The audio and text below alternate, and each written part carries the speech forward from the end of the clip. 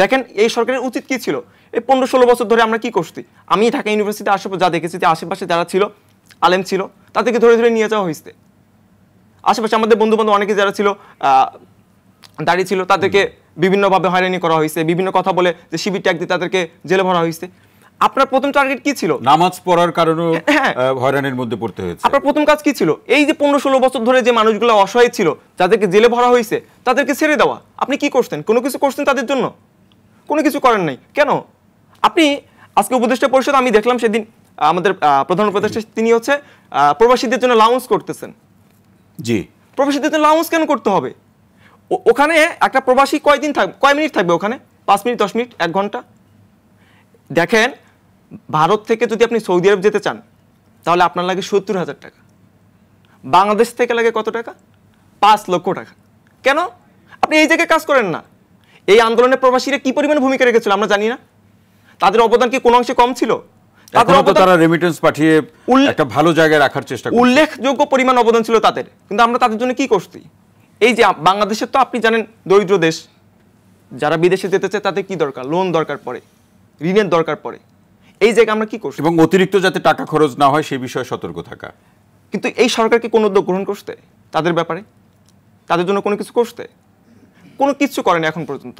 দেখেন, আমি বারবারই বলতেছি, এই উপদেষ্টা সরকার এই যে নতুন নিয়োগ দিচ্ছে ফারুকি, এই যে 3 তারিখে যে হচ্ছে আন্দোলনে ভিজে ভিজে যে শিল্পীরা মাঠে নেমেছিল, কই সেখানে তো ফারুকি ছিল না। সে কোথায় ছিল? কিন্তু আন্দোলনে তার তো ভাষ্য বা আমরা কিছু ভিডিও দেখেছি তিনি মাঠে ছিলেন, কথা বলেছেন। আমি তো ওইটাই বলতেছি, 3 তারিখে তিনি কোথায় ছিল? ওই বৃষ্টিতে ভিজে ভিজে যে মানুষগুলো আন্দোলনে আমাদের সাথে একাত্মতা ঘোষণা করেছিল সেখানে তিনি কোথায় ছিল? এই বশিরকে নিয়ে আসতেন, বশিরকে আপনি নিয়ে আসতেন, কোথা থেকে নিয়ে আসতেন তাকে? জি, তিনি এবং তার ভাই মিলে আমাদের যে পাট শিল্প, সে পাট শিল্পের 60% নিয়ন্ত্রণ করে। আপনি তাকে কি করলেন? সে পাট মন্ত্রণালয়ে দিয়ে দিলেন। একজন মানুষের ব্যক্তিগত ইন্টারেস্ট আছে যেটার সাথে, আপনি সেখানে তাকে কিভাবে দেন?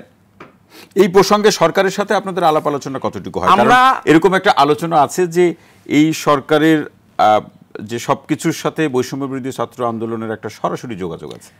আপনাদের যেমন একটা ভুল ধারণা, সারা দেশের মানুষের একটা ভুল ধারণা আছে যে মনে হয় দেশ পরিচালনা করতেছে বৈষম্য বিরোধী ছাত্র আন্দোলন। সারা দেশের মানুষ মনে করে যে ছাত্ররা দেশ পরিচালনা করতেছে, কিন্তু সবথেকে বড় ভুল হচ্ছে এই ধারণাটা। বৈষম্য বিরোধী ছাত্র আন্দোলন সরকারের কোনো কিছুতে নাই।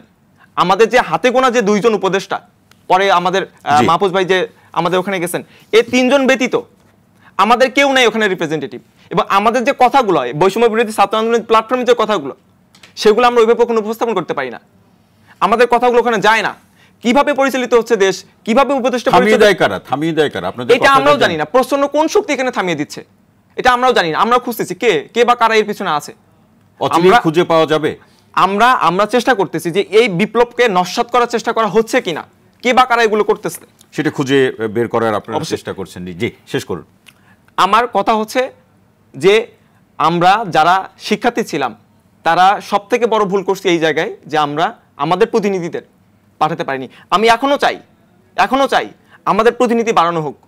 দেখেন, এই বিপ্লব যদি নস্যাৎ হতো, এখানকার যে উপদেষ্টা পরিষদ আছে তাদের মধ্যে কয়জনের গলায় ফাঁসি দড়ি যেত আপনি বলেন তো? আসিফ নাহিদ, মাহফুজ, তার বাইরে কার গলায় ফাঁসি দড়ি উঠতো? যে মানুষটা বিপ্লবী না, যে মানুষটা বিপ্লব সফল না হলে তাকে জেলে যেতে হতো না, সেই মানুষটা কেন উপদেষ্টা পরিষদে থাকবে? জি, এই আলোচনা আরো শুনবো। আশিকুর রহমান জি, অসংখ্য ধন্যবাদ আপনাকে।